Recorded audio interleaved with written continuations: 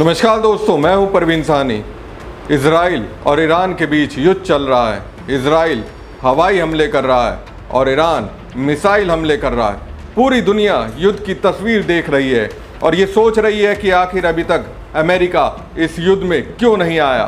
Israel पिछले 2 सालों से फिलिस्तीन आतंकी संगठन हमास से लड़ रहा था और अब वो पिछले कई दिनों से ईरान से जंग लड़ रहा है। अभी की जो स्थिति है उसमें इजराइल ईरान के साथ युद्ध में बहुत दिनों तक टिक नहीं पाएगा, क्योंकि इजराइल पहले से ही फिलिस्तीन के साथ चल रहे युद्ध में काफ़ी खर्चा कर चुका है। ईरान के साथ युद्ध में इजराइल हर दिन करीब 6,300 करोड़ रुपए खर्च कर रहा है और इस हिसाब से देखें तो वो पिछले 9 दिनों में करीब 56,000 करोड़ रुपए खर्च कर चुका है। इजराइल ने युद्ध के शुरुआती 2 दिनों में ही करीब 12,200 करोड़ रुपए खर्च कर दिए। ये सारा खर्च हवाई हमले करने, मिसाइल अटैक और गोला बारूद पर हो रहा है। इसके अलावा एयर डिफेंस सिस्टम जिन मिसाइलों को रोक रहा है उसमें भी काफ़ी खर्च हो रहा है। फिलिस्तीनी युद्ध की वजह से इजराइल पर पहले से ही आर्थिक बोझ था, जो ईरान युद्ध की वजह से और बढ़ गया। इजराइल के वित्त मंत्रालय का कहना है कि साल 2025 में देश के आर्थिक विकास दर का अनुमान पहले 4.6% लगाया गया था, लेकिन अब उसे घटाकर 3.6% कर दिया गया है। युद्ध की वजह से फैक्ट्रियों में प्रोडक्शन और लोगों के उत्पादकता में कमी आई है, जिससे आर्थिक विकास रुक गया है। इजराइल की जीडीपी का 7% हिस्सा रक्षा खर्च में जा रहा है, जो यूक्रेन के बाद दूसरे नंबर पर है। रक्षा खर्च बढ़ने से बजट पर असर हो रहा है। अगर इजराइल ईरान में परमाणु युद्ध होता है तो इस मौके का कई देश फायदा उठाना चाहेंगे।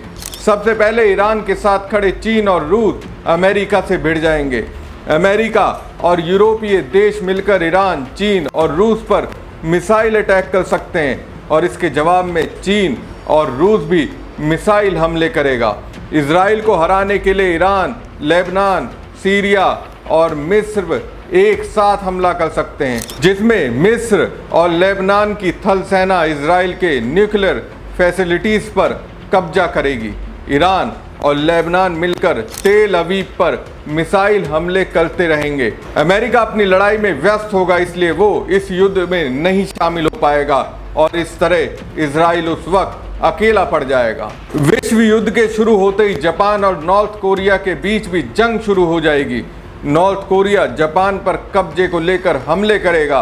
जापान के बंदरगाहों और सैन्य ठिकानों पर मिसाइल और हवाई हमले किए जाएंगे और जापान भी इसका जवाब देगा। इसके अलावा नॉर्थ कोरिया और दक्षिण कोरिया के बीच भी जंग शुरू हो जाएगी। नॉर्थ कोरिया की मिसाइलें सीधे सियोल पर गिरेगी ताकि धीरे धीरे दक्षिण कोरिया पर कब्जा किया जा सके। अभी हाल ही में नॉर्थ कोरिया ने दक्षिण कोरिया पर 10 रॉकेट से हमला भी किया था। एक युद्ध ताइवान के कब्जे के लिए भी होगा। इसमें चीन ताइवान पर कब्जे करने के लिए मिसाइल अटैक करेगा। उसके पास एक बड़ा मौका होगा जब अमेरिका ताइवान पर कब्जा करने में रुकावट नहीं बन पाएगा। साउथ चाइना सी में मौजूद अपने युद्धपोतों से चीन ताइवान को चारों तरफ से घेर लेगा। भारत और पाकिस्तान के बीच भी जंग शुरू हो सकती है। विश्व युद्ध की चिंगारी पाकिस्तान को कश्मीर के नाम पर हमले के लिए उकसा सकती है और इसको लेकर पाकिस्तान मिसाइल हमले कर सकता है। भारत इसके जवाब में कराची और इस्लामाबाद जैसे बड़े पाकिस्तानी शहरों पर हमले करेगा। पीओके हासिल करना चाहेगा तो इस तरह से एक न्यूक्लियर प्लांट पर हमला करने का एक बड़ा दुष्परिणाम युद्ध के तौर पर सामने आएगा, जिसमें युद्ध के कई मोर्चे खुलेंगे और दुनिया तीसरे विश्व युद्ध में झोंक दी जाएगी। ये बात भी तय है कि जब तक अमेरिका नहीं चाहेगा तब तक वर्ल्ड वॉर नहीं हो सकता। अमेरिका दुनिया की एक बड़ी आर्थिक और मिलिट्री ताकत है, लेकिन सवाल है कि ट्रंप इस युद्ध में डायरेक्ट शामिल क्यों नहीं हो रहे। 20 जून की सुबह सुबह अमेरिका की तरफ से पूरी दुनिया के लिए ये हेडलाइन आई कि ट्रंप अगले 2 हफ्ते में युद्ध में शामिल होने का फैसला करेंगे। ट्रंप G7 की बैठक आधे में छोड़कर वाशिंगटन चले आए थे और कहा था कि कुछ बहुत बड़ा करने वाले हैं। ये कयास लगाए गए कि ईरान और इजराइल में क्या सीज फायर कराएंगे। तो ट्रंप ने यह भी कहा सीज फायर तो बिल्कुल नहीं होगा, कुछ बड़ा होगा। फिर ट्रंप ने लोगों से तेहरान छोड़कर जाने की अपील भी की थी। तो पूरी दुनिया को लगा अमेरिका इस युद्ध में अब शामिल होने जा रहा है। लेकिन फिर ऐसा अचानक क्या हुआ कि ट्रंप ने 2 हफ्ते के लिए अपना प्लान टाल दिया। दुनिया मानकर चल रही है ट्रंप और अमेरिका फंस गए हैं। अमेरिका सिर्फ हवाई हमले करने के लिए इस युद्ध में शामिल नहीं होगा। अमेरिका अगर युद्ध में आएगा तो इसी लक्ष्य के साथ आएगा कि ईरान के पास कोई भी परमाणु हथियार ना रहे। अमेरिका ये भी सुनिश्चित करेगा कि ईरान फिर से परमाणु संवर्धन ना करे, और ये जांचने का सिर्फ एक ही तरीका है, वो है अमेरिका को फिजिकली ईरान में मौजूद रहना होगा। ऐसा नहीं हो सकता कि ईरान के परमाणु संयंत्रों पर अमेरिका और इजराइल बम गिरा दे और ये मान ले कि ईरान के पास से न्यूक्लियर हथियार नष्ट हो गए। इसलिए ट्रंप अभी इस युद्ध में कूदने से बच रहे हैं। ट्रंप उससे पहले डिप्लोमेसी का रास्ता अपनाना चाहते हैं। ट्रंप चाहते हैं कि ईरान फिर से बातचीत की टेबल पर आए। ट्रंप ये उम्मीद कर रहे हैं कि इजराइल के लगातार हमलों के बाद ईरान बैकफुट पर आएगा और फिर बातचीत की टेबल पर आएगा। इसलिए ट्रंप की तरफ से इजराइल को अभी तक ईरान पर हमलों से रोका नहीं जा रहा है, बल्कि वो इजराइल को कैरी ऑन यानी कि हमले जारी रखने को कह रहा है। पूरी कोशिश यही है कि ईरान बैकफुट पर आएगा। ट्रंप को पता है कि ईरान युद्ध में एक बार कूदने का मतलब है कि फिर अमेरिका कदम पीछे नहीं खींच सकता। ईरान कोई छोटा देश नहीं है। ईरान एक 9 करोड़ की जनसंख्या वाला देश है। यूरोप के 4 बड़े देशों फ्रांस, जर्मनी, पोलैंड और स्पेन के बराबर का बड़ा देश है। दुनिया के 145 देशों में ईरान की मिलिट्री 16वीं सबसे मजबूत फौज है।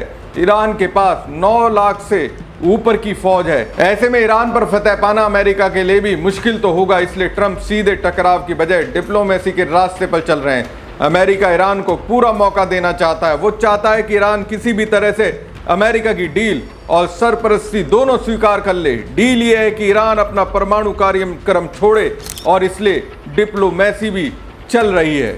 इसलिए यूरोप के 3 बड़े देशों के विदेश मंत्री ईरान के विदेश मंत्री से मिले। ये मुलाकात स्विट्जरलैंड के जिनेवा में होने वाली है, जिसमें ब्रिटेन, जर्मनी और फ्रांस के विदेश मंत्रियों के अलावा ईरान के विदेश मंत्री भी रहेंगे। इस मीटिंग में ये कोशिश की जाएगी कि ईरान को पूरा मौका दिया जाए कि वो अपना परमाणु कार्यक्रम सरेंडर कर दे। अब ये भी पता चल रहा है कि इजराइल भी अमेरिका की तरफ से हो रही इस देरी को लेकर परेशान है। इजरायली अखबार जेरूसलम पोस्ट ने खबर दी है कि नेतन्याहू ने अमेरिका के उपराष्ट्रपति और रक्षा मंत्री के साथ एक मीटिंग की है।